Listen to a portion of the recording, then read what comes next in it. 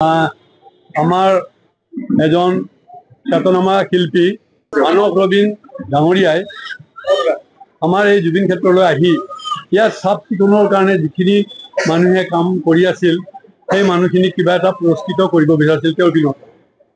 তেতিয়া আমাৰ এই পৰিচালনা সমিতিখনে কোনো অৱগত নহয় বা গম নাপালে কথাটো।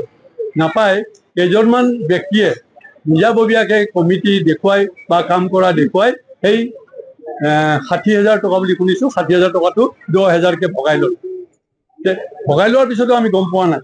পিছত যেতিয়া আমাৰ একচুৱেল কৰ্মীখিনি এই জুবিন গাৰ্গ ক্ষেত্ৰত প্ৰকৃততে কাম কৰি থকা সেই দিনৰ পৰা সমাধিস্থ হোৱা দিনৰ পৰা আজিৰ তাৰিখলৈকে সেই মহিলাখিনি একেবাৰে ওচৰৰে, তেওঁবিলাকে কিন্তু কথাটো গম পোৱা নাছিল আৰু তেওঁবিলাকে এটকাও নাপায়। মনত খুব হ'ল তেওঁবিলাকৰ যে, কাৰণ এটা নিউজ বাজিছিল তেতিয়াও, পৰ্টেল নিউজ, যে আমাৰ স্বনামধন্য গায়কগৰাকীয়ে ইয়াত কৰ্মৰত কাম কৰি থকা ব্যক্তিকহে উপহাৰ দিছে।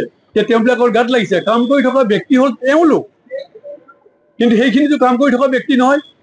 তেওঁবিলাকে কাম নকৰে, কৰে কি অলপ পৰিচালনা কৰে, নাম কীৰ্তন কিবা যি হৈ আছে তাতে মানে ধুনীয়া কাপোৰ সাজ পিন্ধি আহি সেইখিনি পৰিচালনা কৰে।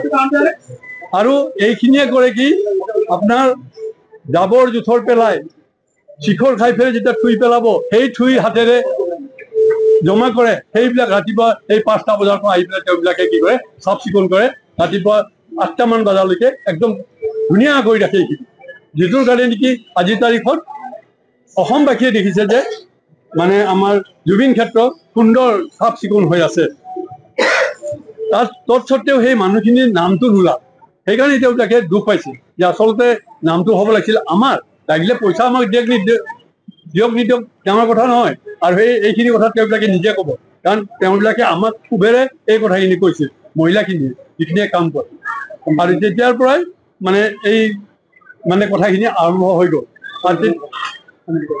তাৰপিছতে হ'ল কি, এই মহিলাখিনি তেওঁবিলাকক ধৰিলে যে তোমালোকে যে নাম দিলা, আমাৰ নামবিলাক কিয় নিদিলা। এই কথাটো তেওঁবিলাকে ক্ষোভিত হৈ গৈ তেওঁবিলাকে সেই ৬গৰাকীয়ে গৈ পেলাই ৬জনক দিছিল। ৬গৰাকীয়ে আমাৰ গৰিমা গাৰ্গ বাইদেউৰ ওচৰলৈ গ'ল, গৈ পেলাই কৈছে আমাক খেদি দিছে, বাহিৰ কৰি দিছে, অমুক কৰি দিছে, তমুক কৰিছে। আমাৰ কমিটিৰ কোনো এজন ব্যক্তিয়ে এইবিলাক কথা ওলোৱা নাই, কোৱাও নাই। আৰু সেই মহিলাখিনিও তহঁতে ওলাই যা বুলিও কোৱা নাই, তহঁতে যে ভগাই ললি আমাৰ নামবিলাক কিয় নকলি, এইখিনিয়ে কথা কৈছিল মাত্ৰ।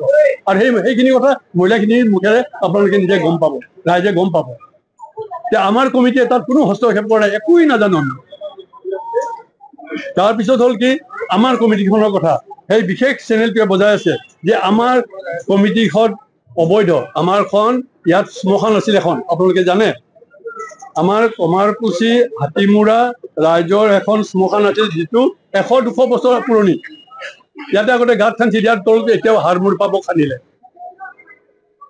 এই শ্মশানখনক আমি আজিৰ পৰা ১৫ বছৰমান আগতে আমি যিটো গভৰ্ণমেণ্টে এটা পইচা দিয়ে, সেইটোৰে আমি কমিশ্যন আমি এটা বনাই লৈছিলোঁ দাহ কৰাৰ কাৰণে। আৰু সকলো মানুহকে আমি দাহ কৰাৰ কাৰণে, আমাৰ কাৰ্বি মানুহ বহুত আছে, তেখেতসকলো ক'লো যে আমি দাহ কৰিম, দাহ কৰিলে আমাৰ কম জেগাতে হৈ যাব। সেনেকে চলি আছিল।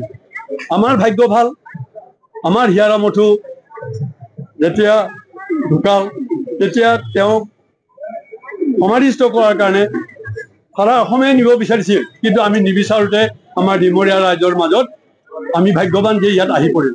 আমাক সুধিলে আপোনালোকৰ শ্মশানখন দিবনে, প্ৰশাসনে সুধিলে কিহৰ কাৰণে, বোলে জুবিন গাৰ্গৰ সমাধিস্থ ইয়াত কৰা হ'ব।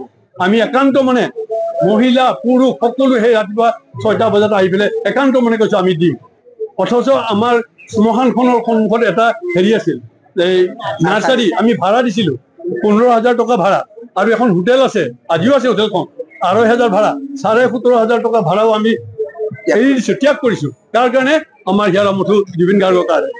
তেতিয়া CM-এ, চিফ মিনিষ্টাৰ মহোদয়ে আহি মই নিজে কথা পাতিছোঁ, আপোনালোকৰ এখন শ্মশান ভাঙি দিম, আপোনালোকৰ এখন ভাঙি দিম, বোলে দিয়ক ছাৰ। তাৰপিছত আমি আমাৰ শ্মশানখন বিচাৰি থাকিলোঁ। বিচাৰি থাকোঁতে মাটি আজি তাৰিখলৈকে হৈছে ঠিক, কিন্তু আজিলৈকে কোনো কাম কৰা নাই। আজি ২ মাহ হৈ গ'ল, ৫জন মানুহ ইতিমধ্যে ইয়াতে মৰিল। কাৰণ মানুহ কেতিয়া মৰে কোনো নাজানে। সেইখন বেছি এচেঞ্চিয়েল হয়। আমি বাৰ CDC ছাৰক কৈছোঁ, CDC ছাৰে বহুত আপ্ৰাণ চেষ্টা কৰিছে, কৰি মাটিখিনি ঠিক কৰিলে। আৰু আজিৰ পৰা এই ৰাস্তা বনোৱাৰ কথা আছিল, শ্মশানৰ কাম কৰাৰ কথা আছিল, কিন্তু কিবা কিবি অফিচিয়েল কাৰণত তেখেতে আহিব নোৱাৰে। অহা সোমবাৰে আবেলিৰ পৰা কাম আৰম্ভ কৰিব। সেইখিনিত আমি লাগি থাকোঁতে ইয়াৰে যিটো পৰিচালনা বুলি কয়, কোনে পাতি দিছিল পৰিচালনা? তেতিয়াহ'লে যদি আমাক কোনো পাতি দিয়া নাই, তেওঁবিলাকক কোনে পাতি দিছিল? ইয়াতে যে 40 দিন তেওঁবিলাকে পৰিচালনা কৰিছে। যেতিয়া মানুহ ইয়াত কিমান মানুহ আপোনালোকে অনুমান কৰক, আপোনালোকে নিজে ইয়াত নিউজ কৰি গৈছে, আপোনালোকে সোমাব নোৱাৰে ইয়াত। সেইখিনি সময়ত তেওঁবিলাকে পৰিচালনা কৰিলে। পিছত অলপ আমাৰ সন্দেহ হ'ল এই পৰিচালনাটোৰ ওপৰত, আমাৰ কমিটিটো, যে কিমান পইচা উঠি আছে, ইমান পইচা সৎভাৱে চৰকাৰৰ ওচৰত বা কৰ্তৃপক্ষৰ ওচৰত গৈছে নে নাই। তেতিয়া আমি আমাৰ পুৰণা শ্মশান কমিটিয়ে আমাৰ কেইজনমান ব্যক্তিক লৈ আমি অলপ বৰ্ধিত কৰি ল'লো, কাৰণ পৰিচালনা কৰিব সময়ত আমাৰ মানুহ লাগিব, বেছি লাগিব। ইমান ডাঙৰ এটা পৰিসৰ, লগতে ইয়াতে গোটেই অসমৰ মানুহ আহিব, পৰিচালনা কৰাৰ কাৰণে বেছি মানুহ লাগিব।